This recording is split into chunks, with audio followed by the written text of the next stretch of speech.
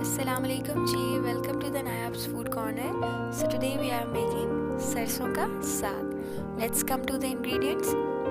सबसे पहले हम साग ले लेंगे और उसको अच्छी तरह साफ करके स्मॉल स्मॉल कट कर लेंगे। उसके बाद हम इसको अच्छे से वॉश कर लेंगे, ठीक है। बाकी मैं आपको फर्दर आगे बताती हूँ कि हमने क्या किया है, ठीक है।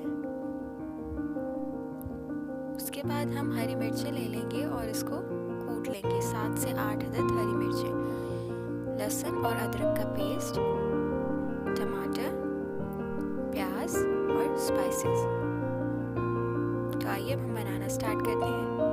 अब हम एक तेज का ले लेंगे और उसमें हम देसी घी डाल देंगे, ठीक है। हम इसमें देसी घी में पकाएंगे हम। और इसके बाद हम प्याज डाल के इनको ब्राउन कर लेंगे।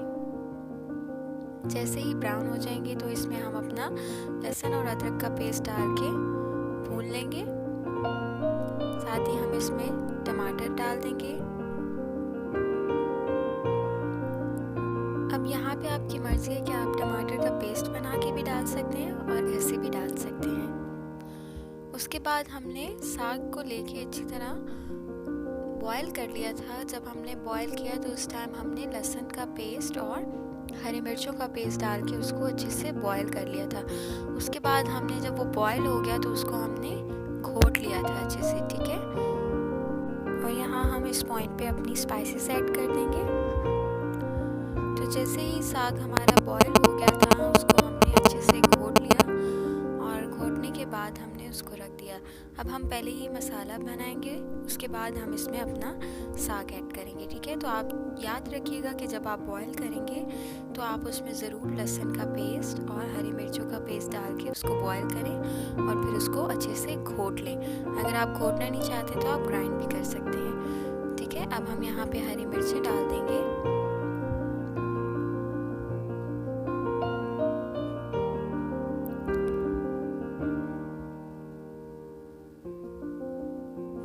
अब इसको हम अच्छे से भून लेंगे, ठीक है, ताकि कोई भी मसाले कच्चे ना रहें।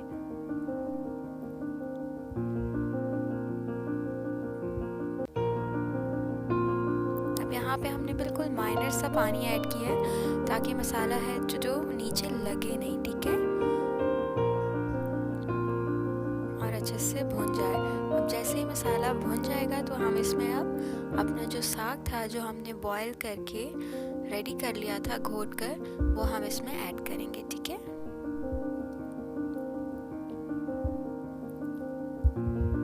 ये देखिए हमने बहुत अच्छे से घोट लिया था। आप चाहें तो आप ग्राइंड भी कर सकते हैं। अगर आपसे घोटा नहीं जा रहा, टाइम कम है, तो आप उसको ग्राइंड भी कर सकते हैं, ठीक है।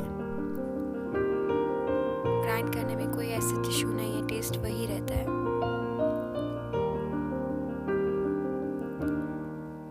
अब इसको हम अच्छे से भून लेंगे। जब तक हमारा ये अच्छे से भून जाएगा तो ये रेडी हो जाएगा और फिर हम इसके बाद आपसे इसकी फाइनल लुक शेयर करते हैं। उसके बाद हम साथ ही हम अपनी मकई की रोटियां बनाना शुरू करते हैं, ठीक है। तो आइए अब हम मकई का आटा ले लेंगे और इसमें नमक डाल देंगे हस्बे ज़रूरत और इसको अच्छे से मिक्स कर लेंगे। साथ ही सिंपल जैसे आप आटा गूंदते हैं वैसे गूंदेंगे, लेकिन इसका ये है कि इसको ज़रा गूंदना ज़्यादा टाइम के लिए पड़ता है।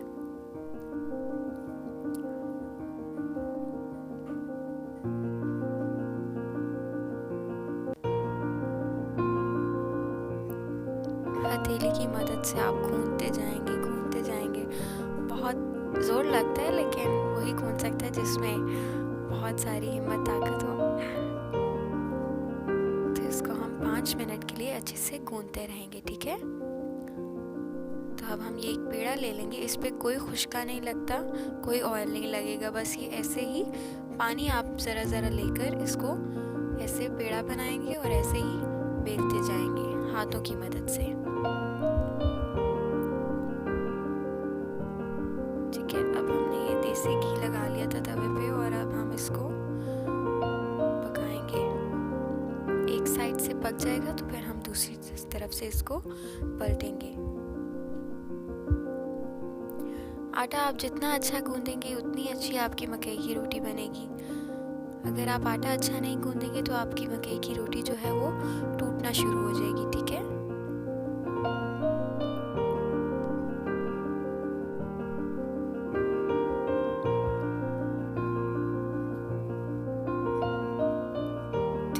बहुत एहतियात से हम इसको पलट लेंगे।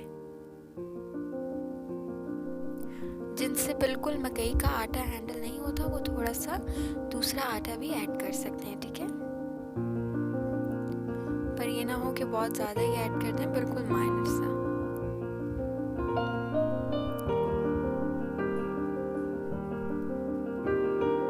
इसको अब हम प्रेस करेंगे ताकि ये अच्छे से पक जाए, वरना ये ऐसे कच्ची रह जाएगी।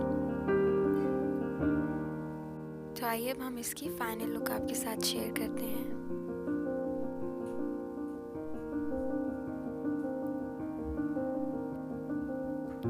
ओके जी, so that's the final look. It was so delicious. Seriously, it was so delicious. Trust me. And the saag was very, very, very tasty. And it's my mother recipe. Thank you, Ami ji, for sharing your recipe. I hope you liked my recipe. If you like my recipe, do like, share, and subscribe. Thank you for watching.